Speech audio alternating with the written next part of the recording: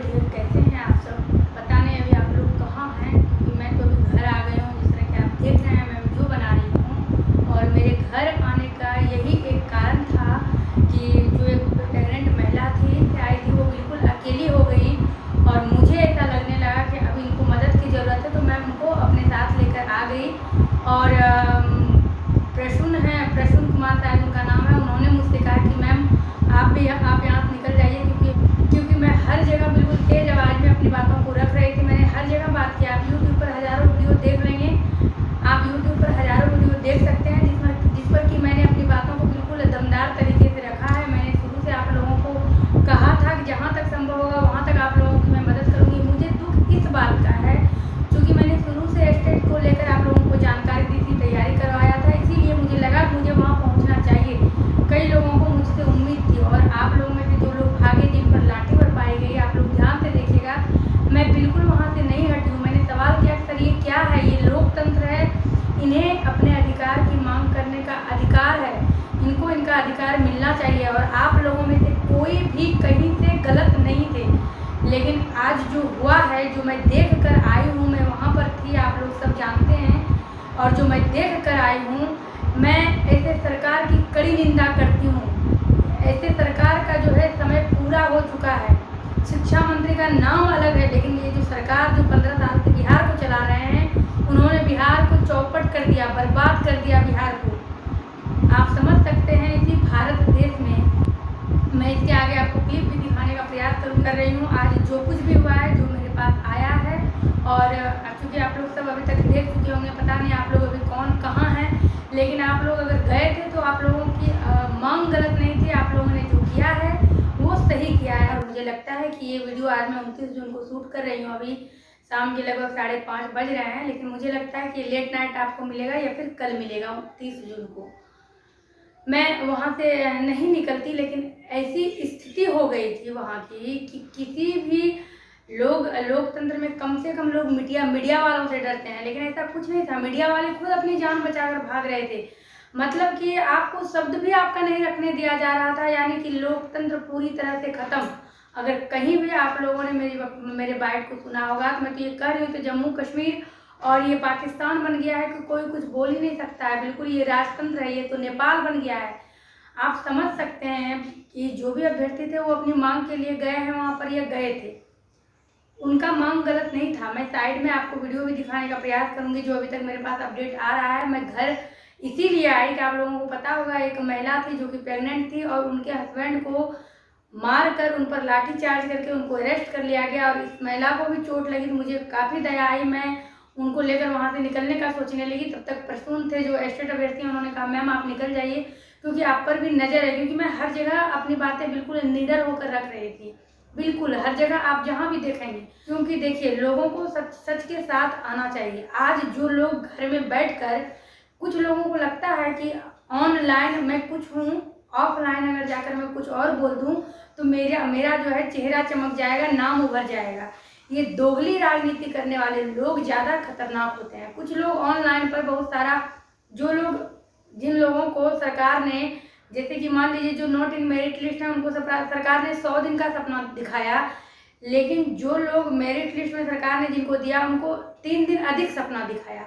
जो not in merit list में थे, सरकार ने उनको पीछे से एक मंजिले से धक्का दिया, लेकिन जो अभी मेरिट लिस्ट में जिनको सरकार ने डाला था, उनको सरकार ने हाथ पकड़कर 5वीं मंजिल ले जाकर वहाँ से उनको धक्का दिया है। तो आप समझिए ज़्यादा घायल कौन?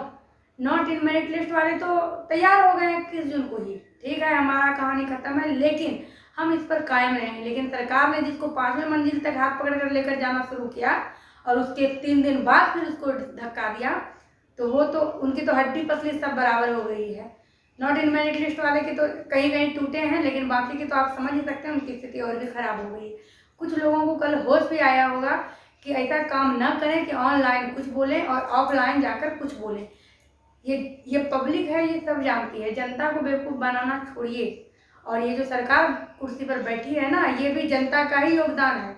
युवा अभ्यर्थी, जो अभ्यर्थी आज वहाँ पर आंदोलन के लिए गए हैं, अगर यही अभ्यर्थी वोट देना ही छोड़ दे, क्योंकि विपक्ष के भी कोई लोग नहीं आए थे वहाँ पर, मैं आपको आंखों देखा हाल बता रही हूँ, विपक्ष के भी कोई लोग आते हैं तो समझ में आता है कि चलो इन्हें नहीं, इन्हें वोट करना है। अगर सारे जो वोट अधिकारी हैं जिनके पास वोट देने का अधिकार है, अगर वो वोट ही नहीं दे तो फिर क्या होगा? फिर यही होगा कि आप समझ सकते हैं कि फिर इसके लिए एक नियम बनेगा कि अगर आप वोटर लिस्ट में हैं तो आपको वोट देना पड़ेगा, नहीं तो आपके लिए सजा तय है। क्योंकि अब तो लोकतंत्र आप देख ही रहे हैं, ये खत्म हो चुका है। पहले मेरा शुरू से यही कहना था, आपने देखा होगा, चूंकि ये एजुकेशनल चैनल है, मुझे लगता है मैं इस चैनल का एजुकेशनल से नाम ही हटा दूँ। मुझे ये एजुकेशन के नाम से आज की स्थिति देखकर इतनी घृणा हो गई कि जो शिक्षक बनने के लिए जिन्होंने बीएड किया, जिन्होंने ये क्वालिफाई किया एग्जाम, उनको आंदोलनकारी बनना पड़ रहा है, वो क्रांतिकारी बने और बाद में उनको एक ऐसा आप समझ सकते हैं कि उनको गुंडागर्दी, जैसे कि वो ये लोग गुंडा हैं, ये लोग पता नहीं क्या है, इनको इस तरह से इन्होंने क्या गुनाह किया है, पिटा कर दौड़ा कर पुलिसों ने मारी। तो स्पष्ट है कि लोगों को ये पता था 29 जून को कुछ होने वाला है, तो आपसे और कुछ नहीं हुआ तो आपने पुलिस का जो बल है, पुलिस बल को भारी संख्या में तैनात कर दिया। आपने ये कहाँ सही किया? जो लोग 8 दिन से जो अभ्यर्थी नहीं सो रहे हैं और आप घर में सो रहे हैं, तो आपको क्या लगता है? अभ्यर्थी तो घर आ गए, ईश्वर सब देखता है। आपको जब ईश्वर का डंडा बरसता है तो उसमें आवाज़ नहीं होती है, और ईश्वर का भी डंडा बरसेगा सब अभ्यर्थी, क्योंकि आप लोग ऐसे पद पर हैं कि जीके में नाम आएगा, जीएस में नाम आएगा, आपके साथ क्या होगा और आपके साथ कुछ होगा, मैं खुलेआम बोल रही हूँ। और अभी भी मैं उन लोगों को कह रही हूँ जो घर में बैठकर अभी भी मेरिट नॉट मेरिट कर रहे हैं, अपने बुद्धि का प्रयोग करिए। क्योंकि जब आप ऑनलाइन ये सब वक्तव्य देते हैं कि मेरिट वाले केस कर रहे हैं, ये कर रहे हैं, तो आप देखिए ना, आपको देख कितना लोग रहा है, आपको देखने वाले लोगों की संख्या कम है। जो व्यूज आपको दिखा रहा है उसमें आधे से अधिक आपके दुश्मन है, जो कि आपके पॉइंट को पकड़ते हैं और आपका बाहर निकलना मुश्किल कर देगा। क्योंकि जनता है, जनता में आक्रोश है, वो सरकार को नहीं छोड़ सकती है। आप तो एक साधारण से यूट्यूबर है, सच का साथ दीजिए। इनका तो यही कहना था, सबसे पहले सरकार ने ये चीज़ भांप लिया कि कोई मेरिट, जिसको मैंने मेरिट में डाला है, ये कोई नॉट इन मेरिट लिस्ट के साथ आएगा नहीं, क्योंकि इन लोगों ने अपना प्लान बनाना शुरू किया।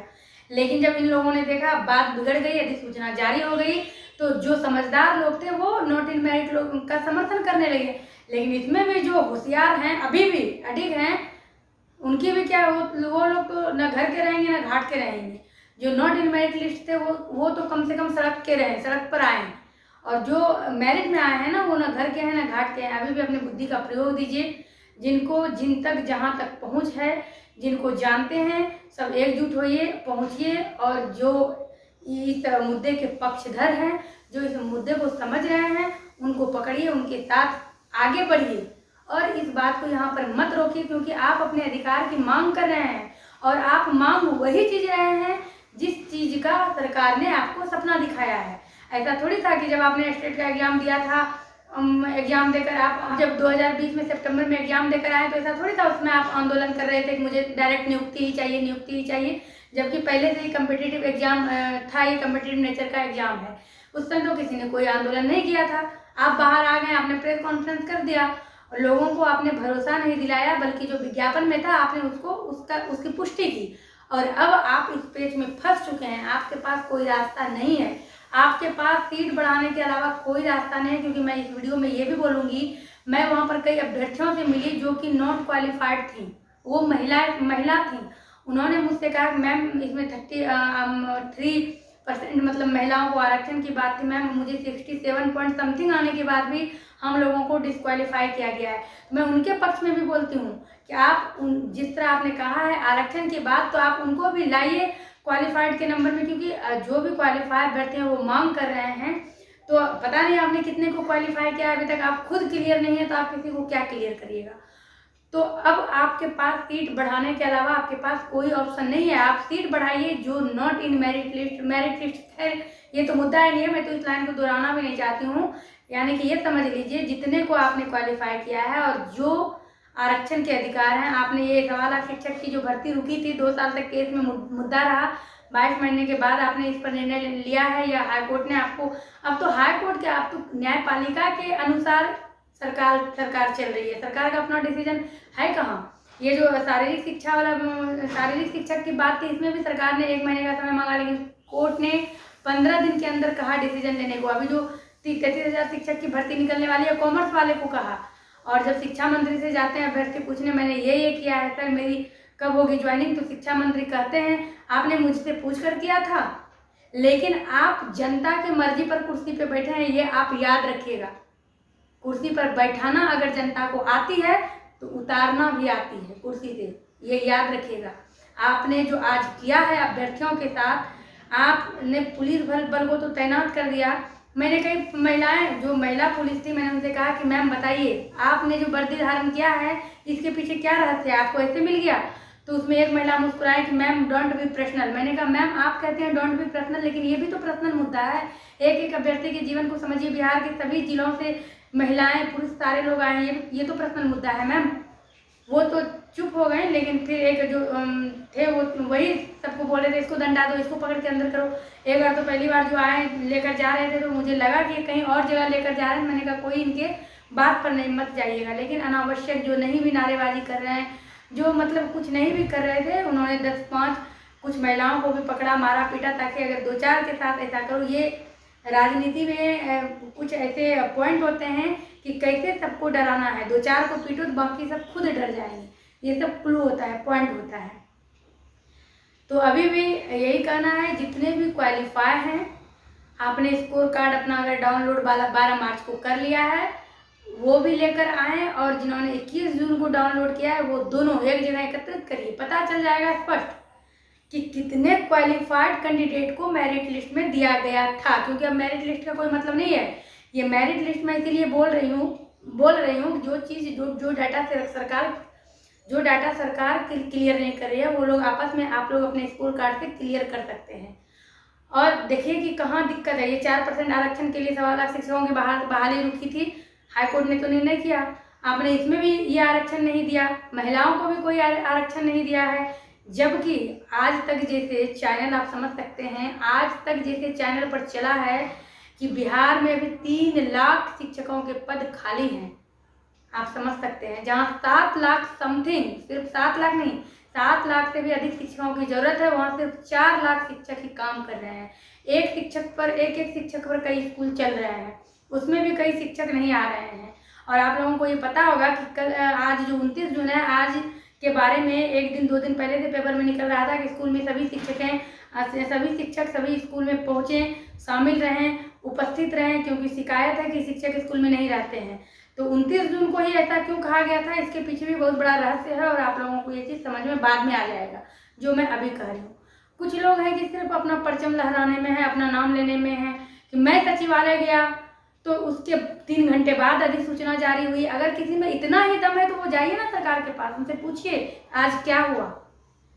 अगर किन्हीं के अंदर अधिसूचना जारी करवाने का हिम्मत है कि शिक्षा मंत्री उनसे बात करेंगे और उनके अनुकूल अधिसूचना जारी हो जाएगी, तब तो भाई वो बहुत महान आदमी है। आप जाइए और पूछिए सर आज आपने ये क्या किया है, आप पूछिए उनसे।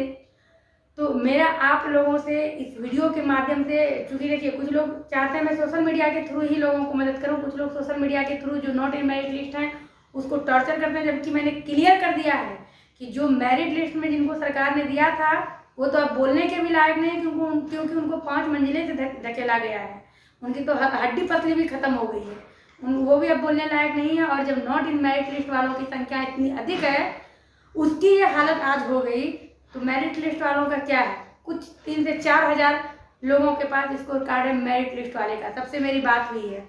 और उसमें कई मेरिट लिस्ट वाले भी आए थे जिनको इस बात का डर है कि आज जिसको मेरिट में दिया है कल उनके साथ भी खिलवाड़ होगा, क्योंकि आपको पता है निगरानी विभाग ने जो जांच शुरू किया है जिसमें कई शिक्षकों को निकालने की बात है।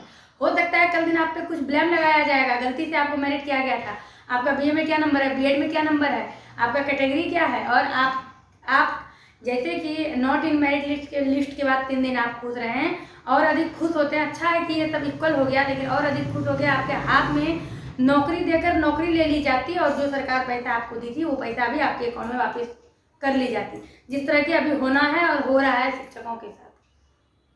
मेरा यही कहना है कि अभी भी जो घर में बैठ के कुछ लोग ऑनलाइन इस तरह करते हैं, आप नहीं समझते हैं। आप जो ऑनलाइन कर रहे हैं आपको कोई ऑफलाइन अभ्यर्थी ही देख रहा है और आप पर गुस्सा बनाकर तैयार रखेगा, बाहर आइएगा परिणाम बुरा हो जाएगा। इसीलिए ऐसा कुछ मत करिए। जो आपके मन में है, जो आपके दिल में है और जो आप पे गुजर रही है उसको लेकर सामने आइए। सबके साथ जिसकी जहाँ पहुँच है सबके साथ आगे बढ़िए। मैं ये नहीं कह रही हूँ मैं कल गई थी तो मैंने क्या किया, वो जो अभ्यर्थी मेरे साथ थे और जिन्होंने मुझे देखा है उन्होंने देखा है कि मैंने कल कहाँ कितना हद तक उन लोगों का मदद किया है। उसी तरह बाहर निकलिए जो एस्टेट के अभ्यर्थी हैं।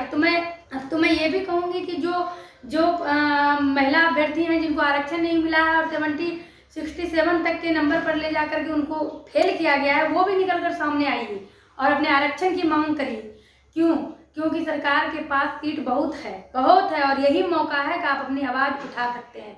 आपको पता होगा 587 ऐसे सामाजिक विज्ञान के अभ्यर्थी थे जिनके एग्जाम को इनवैलिड कर दिया गया, क्योंकि सामाजिक अध्ययन में आपका सब्जेक्ट टैली नहीं कर रहा है, जो कॉम्बिनेशन था वो नहीं मिल रहा था। इसमें 587 ऐसे सामाजिक अध्ययन के अभ्यर्थी हैं, उनके रिजल्ट को रद्द किया गया।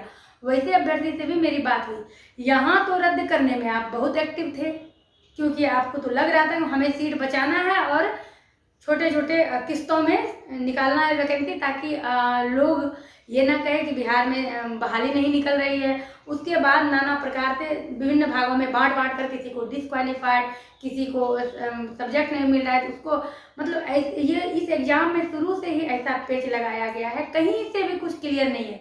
जबकि एस्टेट 2019 बिल्कुल साफ सुथरी बहाली थी और बहाली है, और मेरी गुजारिश यही है कि आप लोग इसको साफ सुथरा बहाली ही रहने दें। और यही भारत देश है जहां 1864 में अंग्रेज यूपीएससी की परीक्षा, आप समझ सकते हैं आईएएस के अधिकारी बनना कितनी बड़ी बात है, और अंग्रेज नहीं चाहता था कि कोई भी भारतीय इस पद पर हो। इसके बावजूद भी 4 ऐसे भारतीय थे जिन्होंने आईएएस बनकर ये दिखाया था कि भारतीय में कितना दम है। इंग्लैंड में परीक्षा प्रायोजित किया जाता था और आउट ऑफ सिलेबस क्वेश्चन पूछा जाता था, सिलेबस जारी नहीं किया जाता था। अब तो वही हूबहू हो रहा है, हूबहू वही हो रहा है। क्या आप सोचिए ना आपने सिलेबस दिया, ना आपने कुछ सिलेबस जारी किया, इस तरह से आप एग्जाम ले रहे हैं, तो आप ये कह सकते हैं ना कि तो एक तो कोरोना ने ऐसा बना दिया देश को और राज्य को, जैसे लग रहा था फिर से अंग्रेजों का गुलाम लोग हो गया। और अब ये देखिए, अगर बिहार सरकार ऐसा नहीं करती तो हम लोग आगे बढ़ते। केंद्र सरकार की गलती है या विश्व सरकार की, आप ये कह सकते हैं पूरे विश्व को जो कंट्रोल कर रहा है उनकी गलती है। ये बिहार राज्य में बिहार की सरकार जो अंधी बहरी सब हो चुकी है, और आपने इस तरह से अभ्यर्थियों को पिटवा दिया। मुझे तो ये खबर आई है अभी तुरंत की कोई गया के अभ्यर्थी हैं जिनकी हालत बहुत सीरियस है, पता नहीं उनके साथ क्या होगा, भगवान जाने। कौन लोग कहाँ से आए थे, बिना खाए पिए अपना पैसा लगा कर आए, अपने अधिकारों की मांग करने की ऐसी सजा। मैं इसकी कड़ी निंदा करती हूँ। मेरी आवाज़ जहाँ तक पहुँचे, मैं कहीं भी बोलने से नहीं रुकूंगी, प्रयास करूंगी आज रात तक आपके पास ये वीडियो पहुँचे, नहीं पहुँचे तो कल पहुँचेगा। और मैं ट्विटर पर लगातार ट्वीट करूंगी। ये बिल्कुल गलत है, अभ्यर्थियों ने अपने हक की मांग की थी और आप लोग उसमें फंस गए हैं। आप लोग कुछ क्लियर नहीं कर पाए तो आपने अभ्यर्थी को खुलेआम पिटवा दिया। न ये ध्यान रखा कि महिला है और पुरुष है, न ये ध्यान रखा कि विकलांग है या कोई गर्भवती महिला है। विकलांग आप देखिएगा, आपको वीडियो में नजर आएगा, मैंने अभी तुरंत देखा है, चश्मा उनका गिर गया है, उनको कुछ दिख नहीं रहा है, उनको कहाँ जाना है। ये सजा है नौकरी पाने के लिए, नौकरी मांगने के लिए। और शिक्षक का, इसीलिए बिहार में शिक्षक की स्थिति है। आप शिक्षा मंत्री बने कैसे? आपके कोई शिक्षक नहीं थे? बिना शिक्षक का कोई भी व्यक्ति आगे नहीं बढ़ सकता। इंजीनियर, डॉक्टर, शिक्षक का बहुत बड़ा पोस्ट होता है। कोई इंजीनियर दिवस नहीं होता है, डॉक्टर दिवस नहीं होता है, ये लोग अपने मन से तय करते हैं, कोई दिवस नहीं होता है। लेकिन 5 सितंबर को शिक्षक दिवस मनाया जाता है। ये शिक्षक की गरिमा होती है। इस भारत में पहला आईएएस बनने वाले सत्येंद्र नाथ टैगोर थे, जो कि रविंद्रनाथ टैगोर के भाई थे। उन्होंने क्योंकि उसमें अंग्रेजों का राज था, ये अंग्रेजों का राज है। ये तानाशाही सरकार, आपने जो भी किया है गलत किया है, इसकी कड़ी निंदा होनी चाहिए। और अभी भी मैं आप उन सभी एस्टेट अभ्यर्थियों से प्रार्थना करती हूँ जो मेरिट में हैं, जो नॉट इन मेरिट में हैं, जिनको बिना आरक्षण के नॉट क्वालिफाइड किया है थोड़े से नंबर के लिए, वो सब निकल कर आगे आइए और अपनी बातों को रखिए। सांच को आँच क्या, डरना क्या है? आपने कुछ गलत थोड़ी ना किया है। सरकार तो चाहती है 10 को पीटो, 20 को बंद करो और उसके बाद सब डर के घर में बैठ जाएंगे। लेकिन मैं कहती हूँ कि डर के घर में बिल्कुल मत बैठिए। आप अपने अधिकारों की मांग कर रहे हैं। चलिए मैं मिलती हूँ आपसे अपने अगले वीडियो में।